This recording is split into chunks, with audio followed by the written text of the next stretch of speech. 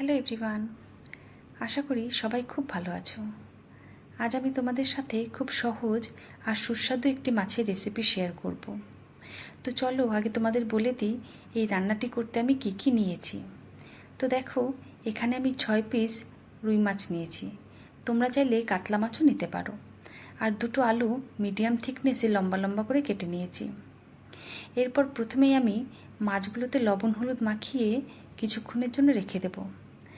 তারপর কড়াইতে তেল দিয়ে কয়েকটা বড়ি ভেজে তুলে রাখব। এরপর ওই তেলেই কিছুটা লবণ দিয়ে মাছগুলো ভাজবো। মাছ ভাজার আগে কড়াইতে একটু লবণ দিয়ে নিলে মাছগুলো কড়াইতে লেগে যায় না। তো যাই হোক, এখানে আমি মাছগুলো হালকা করে ভেজে নেব, তাতে মাছটা খেতে খুব সফট হয়। এরপর ওই তেলেই কিছুটা জিরে ফোড়ন দেব, তারপর কেটে রাখা আলুগুলো দিয়ে দেব। যতক্ষণে আলুটা ভাজা হচ্ছে এদিকে আমি একটা মশলা রেডি করে নিচ্ছি। মশলাতে আমি নিয়েছি আদা বাটা, হলুদ গুঁড়ো, লঙ্কার গুঁড়ো, জিরে গুঁড়ো, ধনে গুঁড়ো আর লবণ। এই সব মশলাগুলো আমি জল দিয়ে গুলে নিচ্ছি। ওদিকে আলুটা লাল লাল করে ভাজা হয়ে গেছে। এবার আমি মশলাটা দিয়ে দিচ্ছি। মশলার বাটি ধুয়ে একটুখানি জল দিয়ে দিলাম।